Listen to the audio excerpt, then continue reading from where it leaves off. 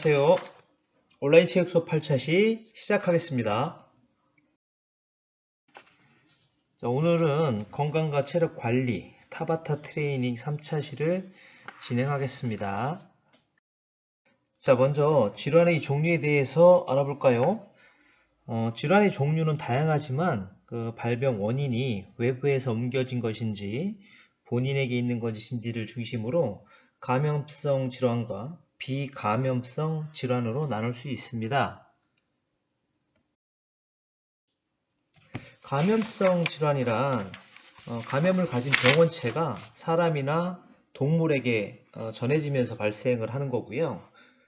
집단으로 유행할 가능성이 매우 높은 그런 질환입니다. 종류를 한 4가지만 살펴볼까요? 중증 급성 호흡기 증후군이라는 게 있습니다. 줄여서 사스라고 하고요. 호흡기로 감염이 됩니다. 2002년하고 2003년에 널리 퍼져서 큰 피해를 주었습니다. 두 번째는 이제 중동 호흡기 증후군인데요. 줄여서 메르스라고 합니다. 코로나 바이러스로 감염되고요.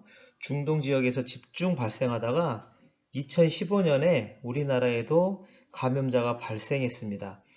여기 보면 코로나 바이러스라고 돼 있죠. 지금은 무슨 바이러스죠? 예, 코로나 19죠. 19. 코로나 바이러스는 과거에도 있었습니다. 근데 있었는데 2019년도에 나타난 코로나 바이러스는 그 전과 좀 다르기 때문에 코로나 19라는 명칭을 썼고요. 다 아시다시피 현재 전 세계적으로 매우 심각한 그런 사태를 불러오고 있죠. 하루빨리 백신이 좀 개발돼서 처치가 좀 됐으면 좋겠습니다.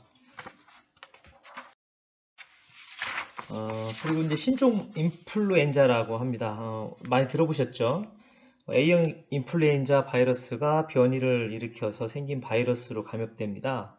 2009년에 전 세계에서 감염을 일으켜서 많은 피해를 주었고요. 그리고 이제 4번째로 지카 바이러스 감염증입니다. 지카 바이러스를 가진 모기에 물려서 감염이 됩니다.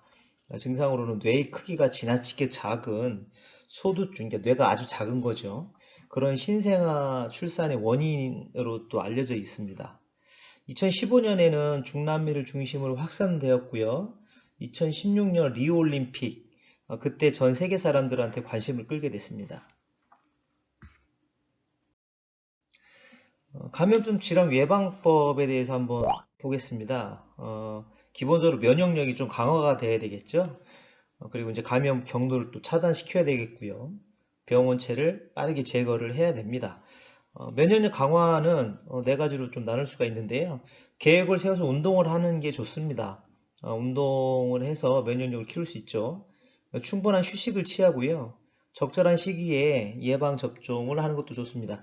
균형 잡힌 영양 섭취 당연히 해주셔야 되겠고요. 그리고 두 번째는 이제 감염 경로 차단입니다.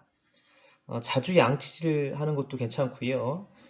각종 물품을 자주 소독합니다. 살균도 하고요.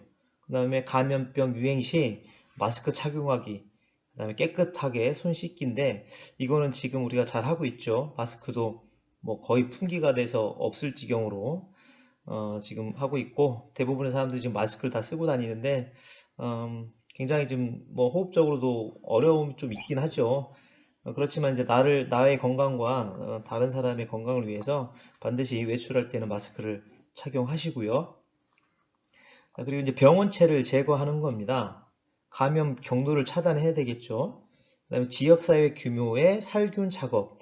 지금 이 살균 작업 잘 되고 있죠. 질병 발생 시 감염자 격리 조치, 그리고 치료하기. 지금 코로나19 같은 경우를 보면서 여러분들이 이 내용을 너무 잘 알고 있을 겁니다. 8차시 신체활동을 타바타 트레이닝 3 진행을 하도록 하겠습니다. 오늘 배울 내용은요, 첫 번째는 크런치, 두 번째는 플랭크, 세 번째 허리 들어주기, 네 번째 팔다리 뻗기로 구성되어 있고요. 하기 전에 반드시 준비 운동을 하시고요. 볼륨을 높여서 바로 시작해 보겠습니다. 4회 반복할 거고요. 여러분들 집에서 반드시 좀 따라서 하셨으면 좋겠습니다. 자, 시작하겠습니다.